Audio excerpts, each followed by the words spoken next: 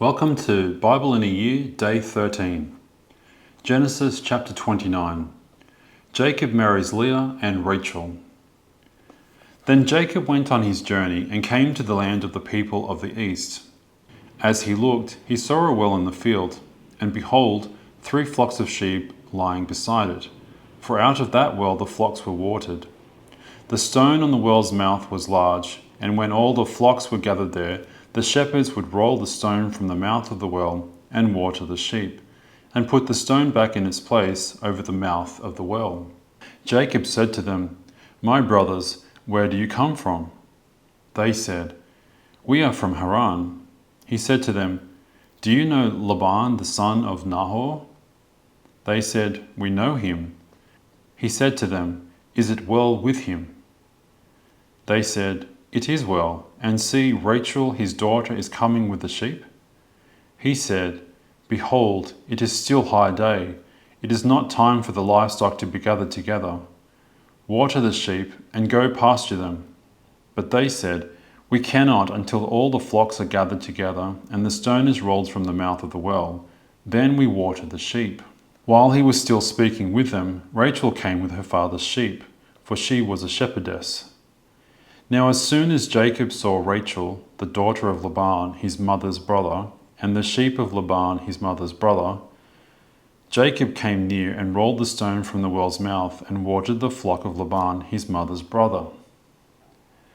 Then Jacob kissed Rachel and wept aloud. And Jacob told Rachel that he was her father's kinsman, and that he was Rebekah's son, and she ran and told her father. As soon as Laban heard the news about Jacob, his sister's son, he ran to meet him and embraced him and kissed him and brought him to his house. Jacob told Laban all these things, and Laban said to him, "Surely you are my bone and my flesh." And he stayed with him a month. Then Laban said to Jacob, "Because you are my kinsman, should you therefore serve me for nothing? Tell me, what shall your wages be?" Now Laban had 2 daughters. The name of the older was Leah, and the name of the younger was Rachel. Leah's eyes were weak, but Rachel was beautiful in form and appearance. Jacob loved Rachel, and he said, "I will serve you 7 years for your younger daughter Rachel."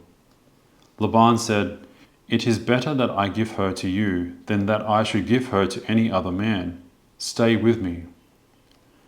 So Jacob served 7 years for Rachel, and they seemed to him but a few days because of the love he had for her. Then Jacob said to Laban, "Give me my wife that I may go into her, for my time is completed." So Laban gathered together all the people of the place and made a feast. But in the evening he took his daughter Leah and brought her to Jacob, and he went into her. Laban gave his female servant Zilpah to his daughter Leah to be her servant. And in the morning, behold, it was Leah.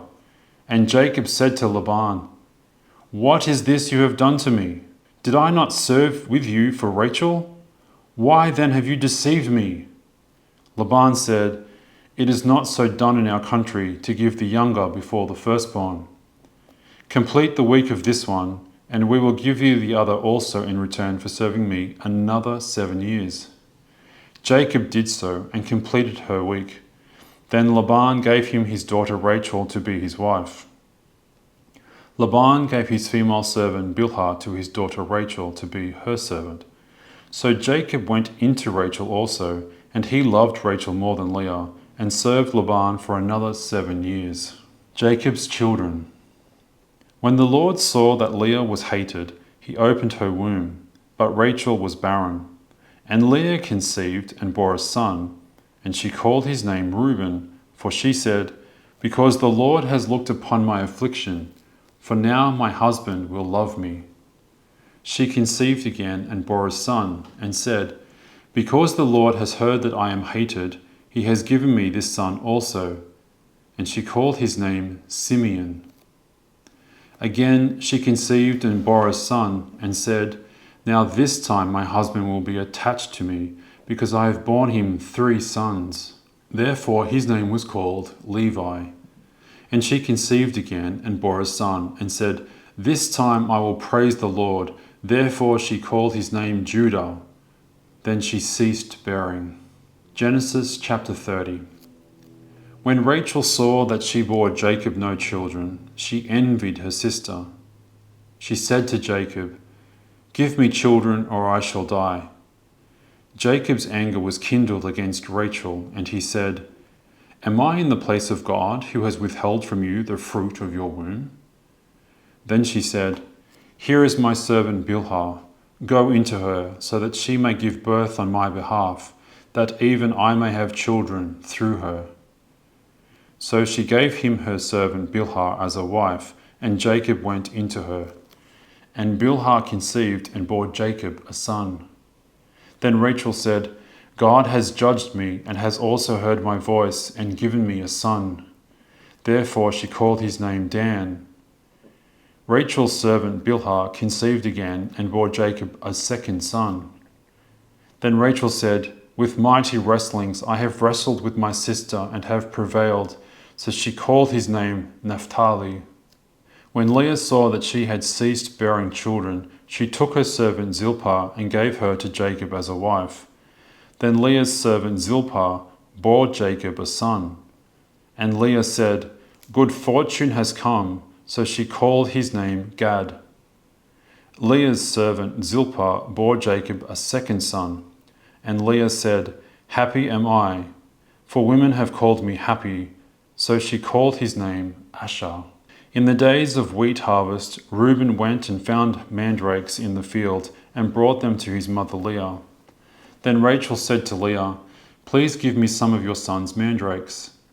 But she said to her, "Is it a smart matter that you have taken away my husband? Would you take away my son's mandrakes also?" Rachel said, "Then he may lie with you tonight in exchange for your son's mandrakes."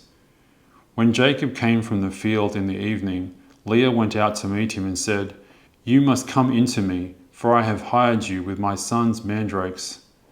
So he lay with her that night. And God listened to Leah, and she conceived and bore Jacob a fifth son.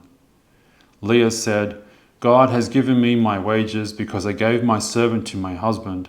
So she called his name Issachar. And Leah conceived again, and she bore Jacob a sixth son. Then Leah said, "God has endowed me with a good endowment. Now my husband will honor me, because I have borne him 6 sons." So she called his name Zebulun. Afterward she bore a daughter, and called her name Dinah.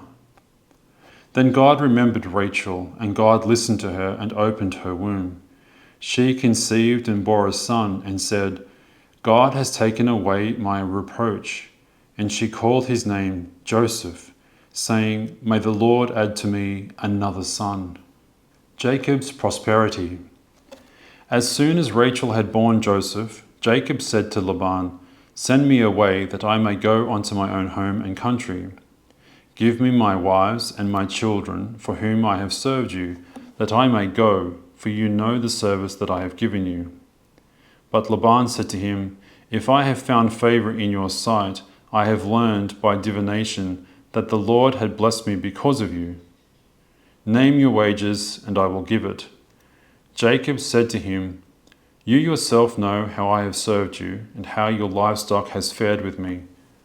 For you had little before I came, and it has increased abundantly, and the Lord has blessed you whenever I turned. But now, when shall I provide for my own household also?" He said, "What shall I give you?" Jacob said, "You shall not give me anything. If you will do this for me, I will again pasture your flock and keep it. Let me pass through all your flock today, removing from it every speckled and spotted sheep, and every black lamb, and the spotted and speckled among the goats, and they shall be my wages. So my honesty will answer for me later, when you come to look into my wages with you. Every one that is not speckled and spotted among the goats and black among the lambs, if found with me, shall be counted stolen." Laban said, "Good, let it be as you have said." But that day Laban removed the male goats that were striped and spotted, and all the female goats that were speckled and spotted, every one that had white on it, and every lamb that was black, and put them in the charge of his sons. And he set a distance of 3 days' journey between himself and Jacob pastured the rest of Laban's flock. Psalm 13. How long, O Lord? To the choir master, a psalm of David. How long, O Lord, will you forget me forever? How long will you hide your face from me? How long must I take counsel in my soul and have sorrow in my heart all the day? How long shall my enemy be exalted over me? Consider and answer me, O Lord my God. Lift up my eyes, lest I sleep the sleep of death. Lest my enemies say, I have prevailed over him. Lest my foes rejoice because I am shaken. But I have trusted in your steadfast love. My heart shall rejoice in your salvation. I will sing to the Lord, because he has dealt bountifully with me. Matthew chapter 9, verses 35 to 38. The harvest is plentiful, the labourers few. And Jesus went throughout all the cities and villages, teaching in their synagogues, and proclaiming the gospel of the kingdom, and healing every disease and every infirmity. When he saw the crowds, he had compassion for them, because they were harassed and helpless, like sheep without a shepherd. Then he said to his disciples, The harvest is plentiful, but the labourers are few. Therefore pray earnestly to the Lord of the harvest to send out labourers into his harvest. Matthew chapter 10. The 12 Apostles. And he called to him his 12 disciples, and gave them authority over unclean spirits, to cast them out, and to heal every disease and every affliction. The names of the 12 apostles are these. First, Simon, who is called Peter, and Andrew his brother, James the son of Zebedee, and John his brother, Philip and Bartholomew, Thomas and Matthew the tax collector, James the son of Alphaeus and Thaddeus, Simon the zealot, and Judas Iscariot, who betrayed him. Jesus sends out the 12 apostles. These 12 Jesus sent out, instructing them, Go nowhere among the Gentiles, and enter no town of the Samaritans, but go rather to the lost sheep of the house of Israel. And proclaim as you go, saying, The kingdom of heaven is at hand. Heal the sick, raise the dead, cleanse lepers, cast out demons. You received without paying, give without pay. Acquire no gold or silver or copper for your belts, no bag for your journey, or 2 tunics or sandals or a staff, for the labourer deserves his food. And whatever town or village you enter, find out who is worthy in it, and stay there until you depart. As you enter the house, greet it, and if the house is worthy, let your peace come upon it. But if it is not worthy, let your peace return to you. And if anyone will not receive you or listen to your words, shake off the dust from your feet when you leave that house or town. Truly, I say to you, it will be more bearable on the day of judgment for the land of Sodom and Gomorrah than for that town. Persecution will come. Behold, I am sending you out as sheep in the midst of wolves, so be wise as serpents and innocent as doves. Beware of men, for they will deliver you over to councils and flog you in their synagogues, and you will be dragged before governors and kings for my sake, to bear witness before them and the Gentiles. When they deliver you over, do not be anxious how you are to speak or what you are to say, for what you are to say will be given to you in that hour. For it is not you who speak, but the Spirit of your Father speaking through you. Brother will deliver brother over to death, and the father his child, and children will rise against parents and have them put to death, and you will be hated by all for my name's sake. But the one who endures to the end will be saved. When they persecute you in one town, flee to the next. For truly I say to you, you will not have gone through all the towns of Israel before the Son of Man comes. Reflection. In the Hebrew Scriptures, there is a tradition of honouring one's father and mother, codified in the 4th commandment, which extends to one's ancestors. As a result, the Old Testament writers prefer not to explicitly state the sins of the patriarchs, choosing instead to show the many negative consequences of such sins, leaving it to the reader to connect the consequences with the sin. Thus, rather than blatantly telling us Abraham sinned in hearkening to Sarah's voice and sleeping with her handmaid Hagar, we see the growing conflict in the relationships. Similarly, the writer never specifically says Jacob sinned when he deceived his father while Isaac's eyes were dark, but the narrative makes it clear in the consequences that follow. After working 7 years to pay the dowry for Rachel, Jacob is deceived by his father-in-law Laban, who in the dark of the night gives Jacob his eldest daughter Leah instead. Jacob reaps what he sows. The deceiver is deceived. In the darkness there is a mix-up of birth order, the older for the younger, just as Jacob the younger usurped the place of his older brother Esau.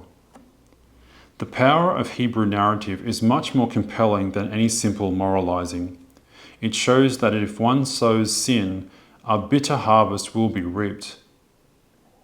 Do you include a daily examination of conscience as part of your spiritual life?